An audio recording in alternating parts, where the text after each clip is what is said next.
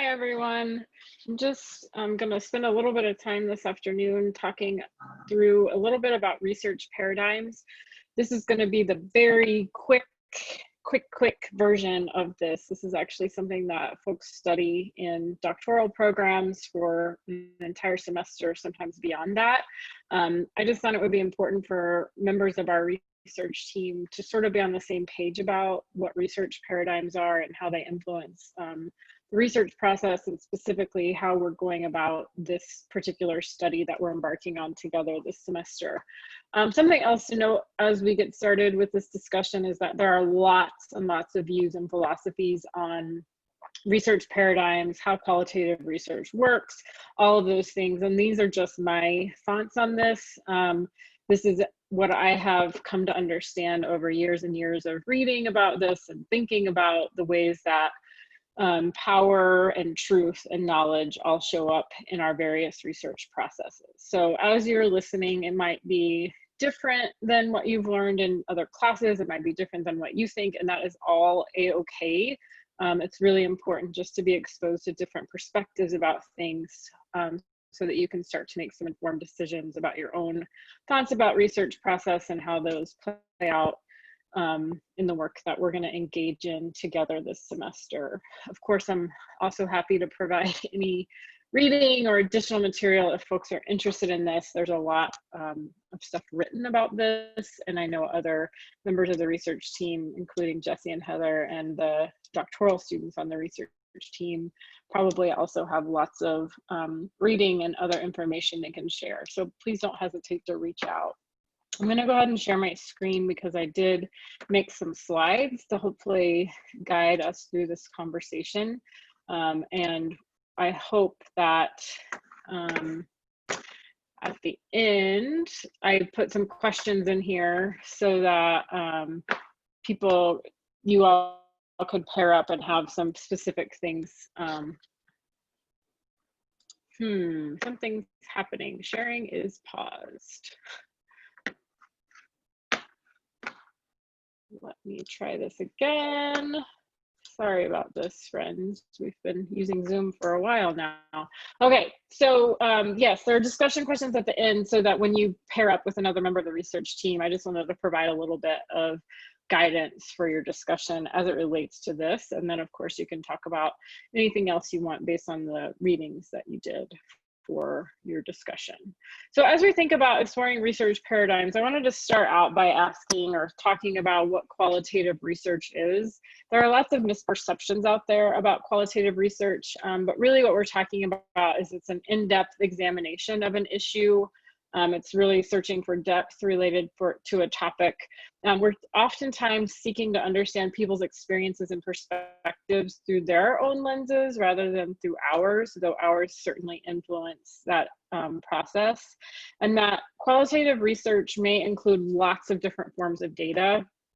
So it can include verbal interviews, document analysis, which we're doing for this study, observations, photos, other visual representations, media.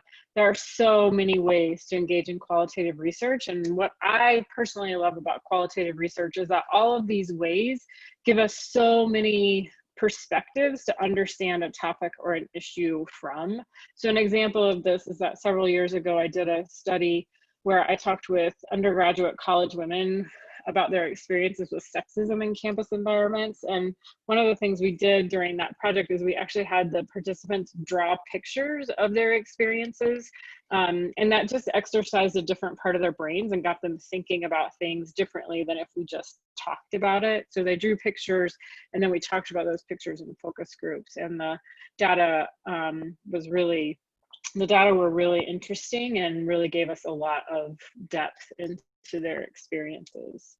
There are also lots of, another part I wanted to talk about before I go into that, I got ahead of myself, is some of the common components of qualitative research. So just like any research, a qualitative research project will have a problem or purpose statement. And so as you know, for our project, the problem that we're seeking to explore is to better understand how college students understand and make sense of language related to dating and relationship violence.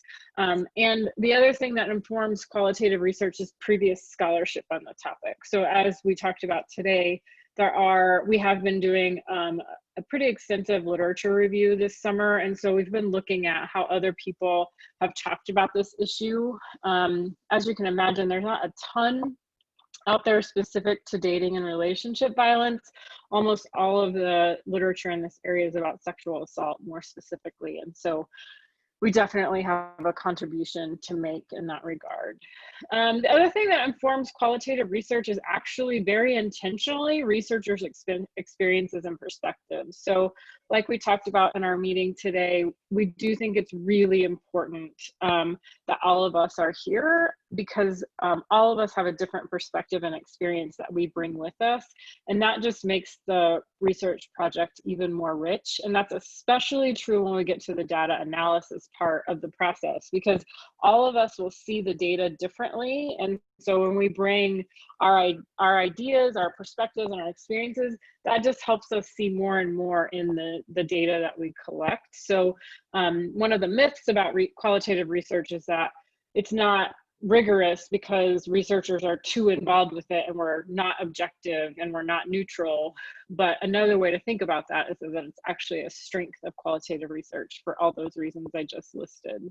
Another component of qualitative research projects are that they should have a theoretical framework of some sort. So the theoretical framework is what guides how we're thinking about the project. In this project, we'll be using a lot of different theoretical frameworks. So in the work that Jesse and Charnel have been doing, one of the theoretical frameworks they're using is critical discourse analysis, which they talked a little bit about today. Critical discourse analysis is both a theoretical framework and an analysis process.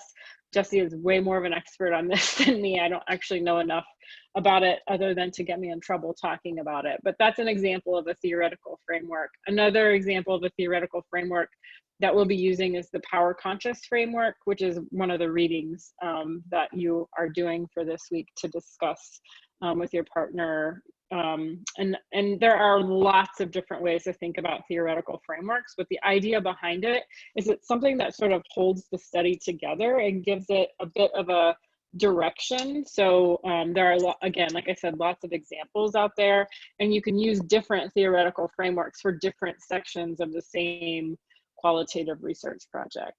Another component is a research paradigm, and that's what I'm going to spend most of the time talking about today. It's something that doesn't get discussed very often when we're talking about research. They're actually relatively recent ideas when we're talking about how we go about doing research. But the idea behind a research paradigm is that it's the assumptions and values that we bring to the actual idea of how knowledge is constructed through research. So I'm going to go over that in a little bit more detail. And then the last component of a qualitative research project is usually methodology and methods. So methodology, as you can see, ology is the study of something. So methodology is the study of method. So common qualitative research methodologies include things like ethnography or case study or narrative inquiry. There are lots and lots of methodologies out there. For this particular study, we chose a case study methodology, meaning that we're looking at one case, and that case is the University of Utah. That's the boundaries that we've drawn around this study.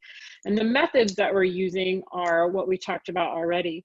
So the focus groups that we're doing with students, we'll be doing interviews with staff members, and then the policy and discourse analyses that both Jesse and Heather talked about in our meeting today. So you can kind of see how all of these pieces fit together.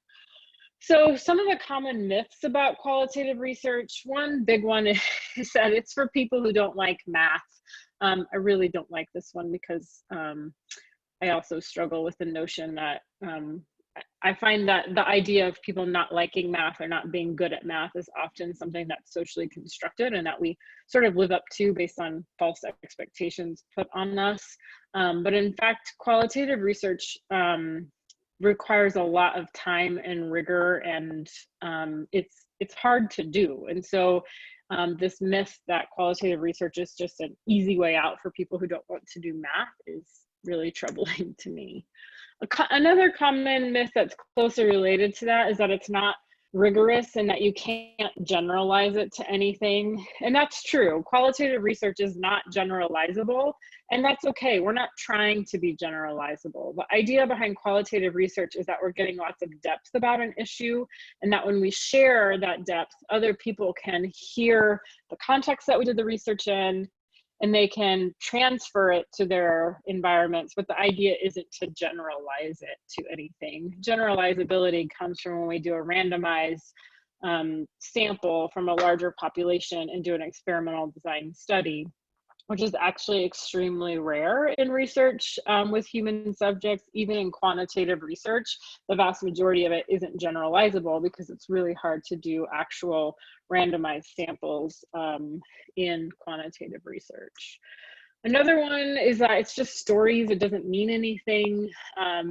We get this one a lot when we talk to people about when people start asking us questions about how did you get your participants and all of those sorts of things. People will say, yeah, well, those are the people interested in this topic. And that is true. And it's something we talked about in the meeting today. And those people's perspectives are important. So we don't want to discount people's stories just because they're interested in the topic. Sometimes when people are interested in the topic, they have a lot of information to share. And of course, we also want to reach out to people who maybe haven't been exposed to this topic before. I've already talked about this one, but the idea that qualitative research is biased by the researchers. This is something that all research is biased by the researchers. We often think about quantitative research as not being biased, but somebody's making decisions about how, what questions are used on a survey.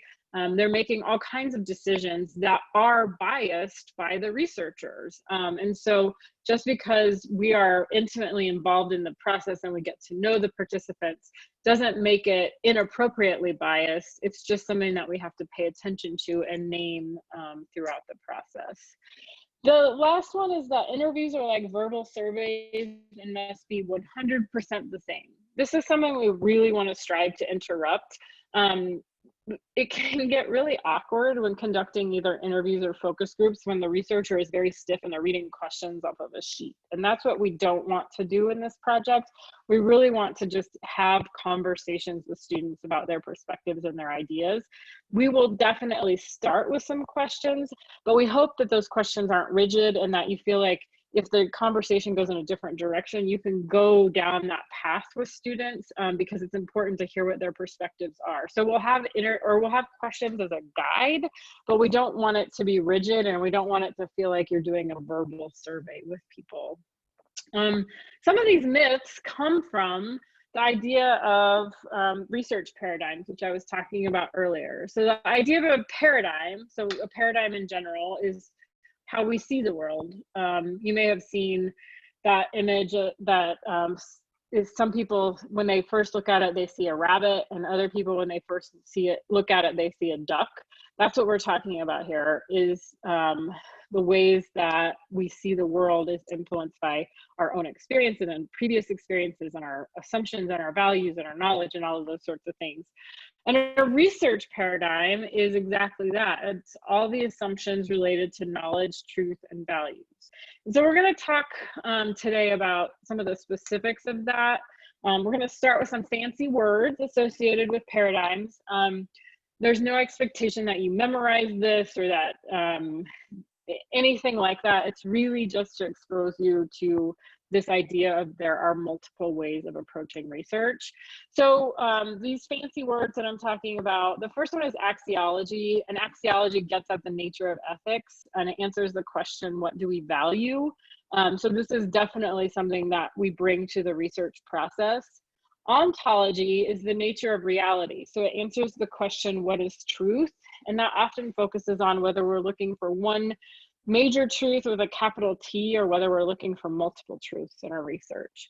And then epistemology is the nature of knowledge, and it usually answers the question, how do we know what we know is real or true? And it really often focuses on the relationship between the person seeking the knowledge and the people who have the knowledge. And so I'm going to apply these words to three major research paradigms, just to give an example.